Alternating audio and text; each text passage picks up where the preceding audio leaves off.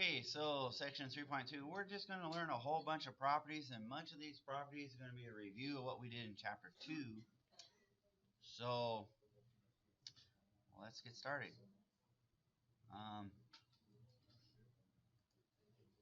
Properties of rational exponents. Yay! So students will be able to use properties of rational and integer exponents. How are the properties of rational exponents related to their integer? Well, they're actually the same thing. It's just you deal with fractions instead. So, again, a lot of these are going to look familiar. A lot of these I've written on the board already. So these are the properties, and now what we're going to do is an example of each one, okay? So here's one right here. If you have the same base here with different exponents, then to simplify it, all you need to do is add the exponents. Now some of you guys aren't very good with your fractions. Well, if you're not very good with your fractions, use the calculator. Calculator can add fractions for you. It can reduce the fractions and all that for you to make it quite easy. And so if we add 1/2 plus 3/2, we get 4/2. And 4/2, of course, is 2. And so 5 squared is 25. Okay, so here's another one. Again, I'm going to go through these fairly quickly because you've had most of these rules already.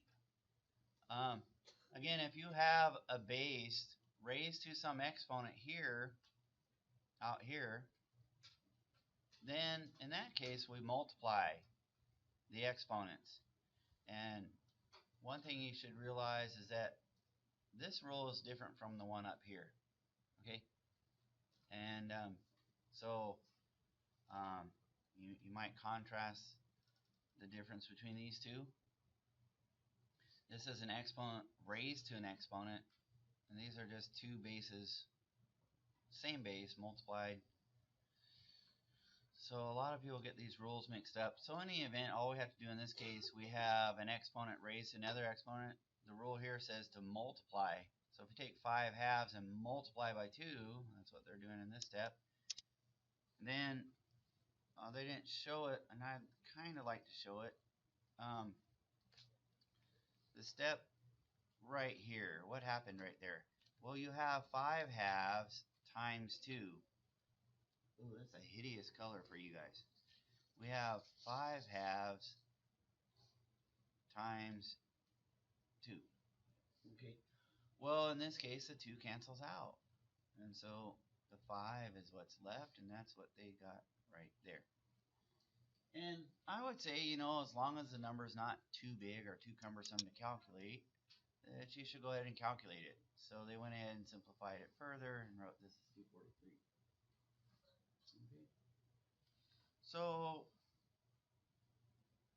a lot of these rules are straightforward, and they're kind of what you'd expect. If you have a product raised to an exponent, then both, you can rewrite it as the product of two exponent numbers multiplied together. This is one that people seem to forget all the time, and I don't know why. But let me give you a problem that some people do. The most common mistake I see is something like this.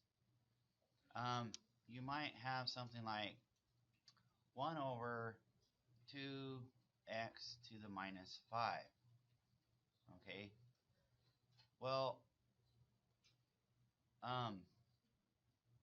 if you have a negative exponent, then you can move it up to the numerator and it becomes a positive exponent. But for some whatever reason, people think they could move the 2 up along with it. The 2 is not connected to this x, so it stays down here. So x to the 5th moves up here, but the 2 stays there. The 2 does not have an exponent with it. I mean, right now, you can think of its exponent as being, 1, but it does not have a negative exponent by it, so it stays right here. You only move the ones with the negative exponent. So, I don't know. People get confused by this all the time. It's a mistake I see all the time, so just thought I'd share that with you before we move on. So Here's a couple of these here. They're not too terribly hard.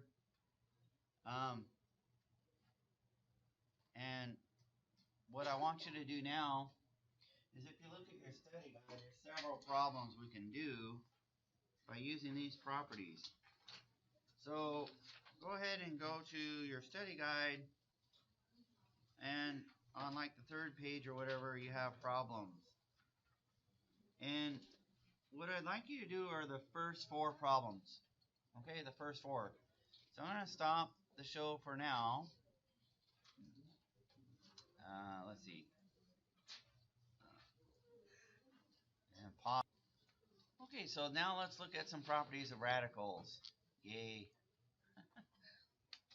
So one of the properties of radicals is that you can split them up if you have a product.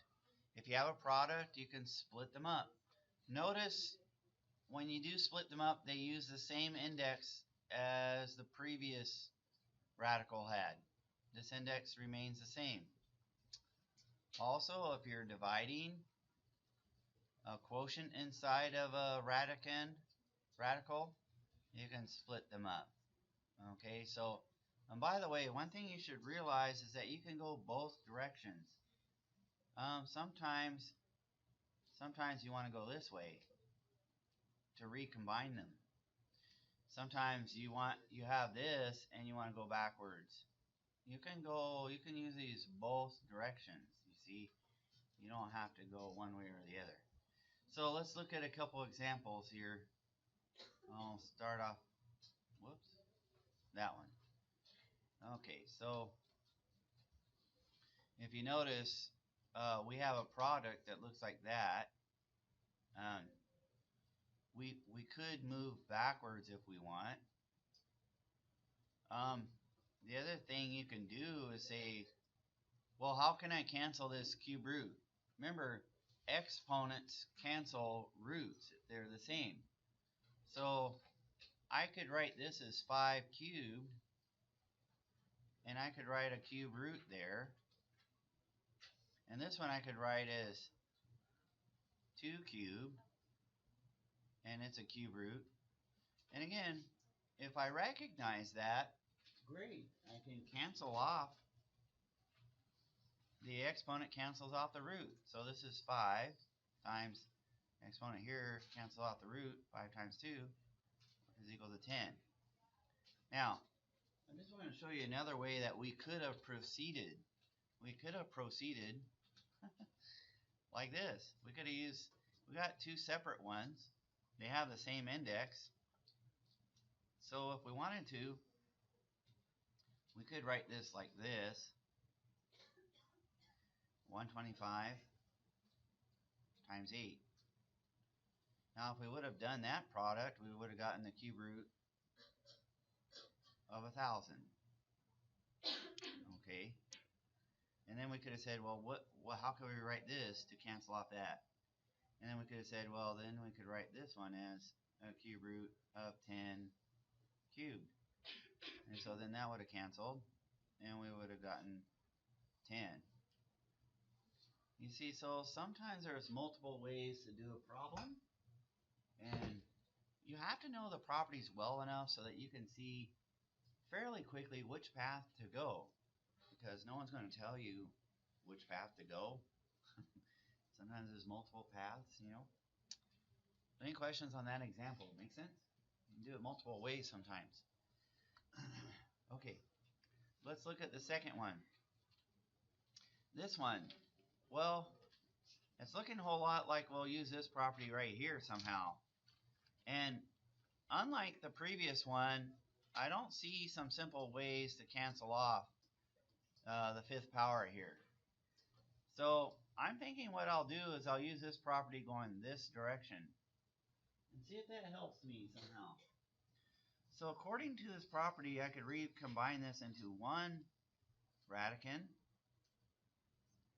and I can put a quotient in here. So 96 divided by 3. You see, I'm going this way. I have them separated. Now the quotient is inside. And now I can simplify what's on the inside here.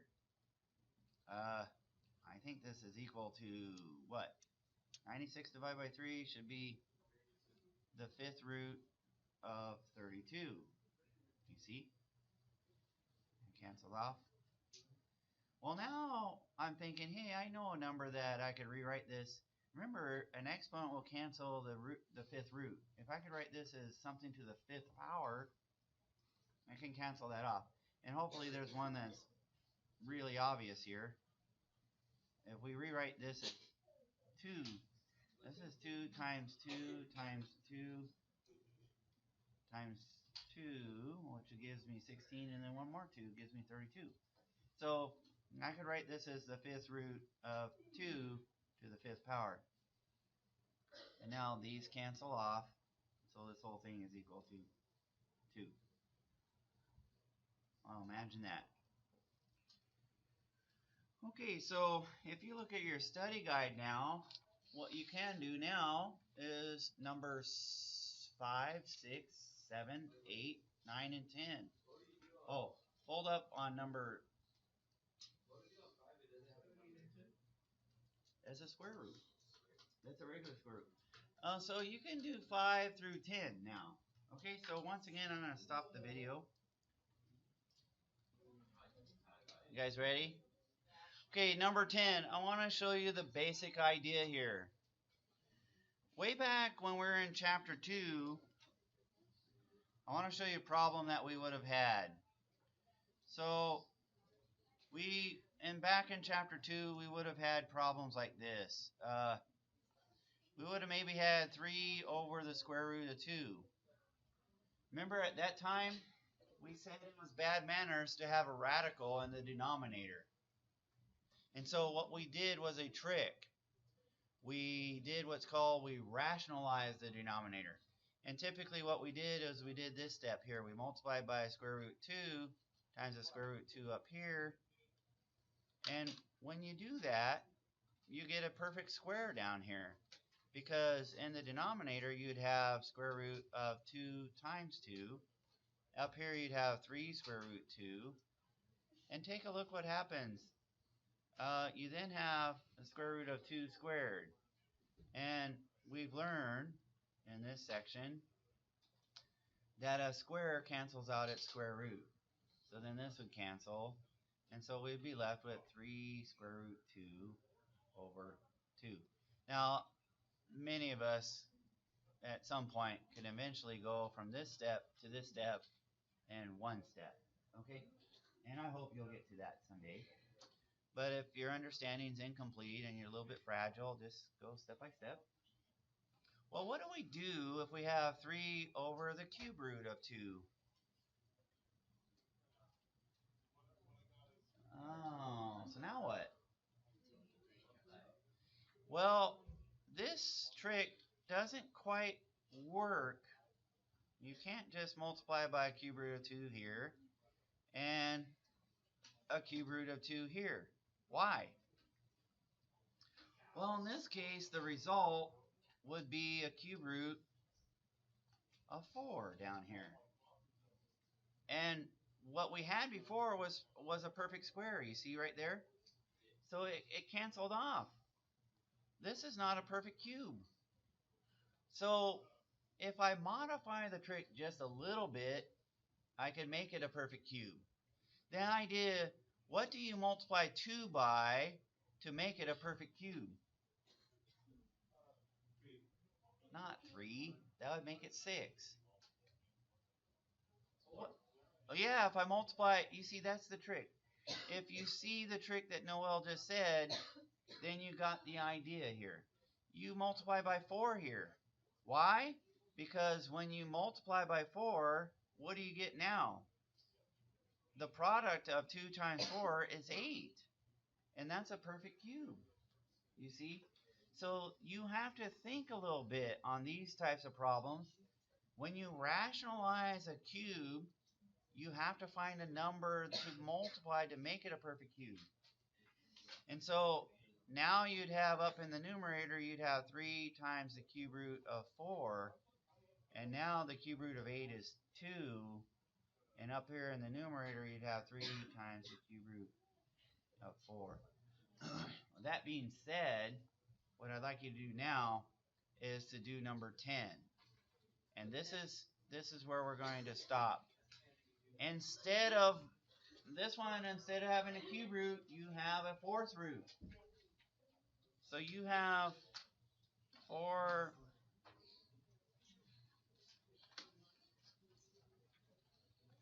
The question is, what do you want to multiply by? What do you want to multiply by here? Right here. This time you want a perfect fourth exponent. How about 27?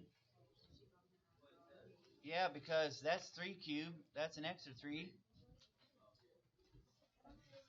You see, so if you make this a 27 and that's a 27, then this is going to be equal to the fourth root. That's where we'll stop, of 81. And then it's rationalized. Yeah, get it? Okay, so let's stop right here.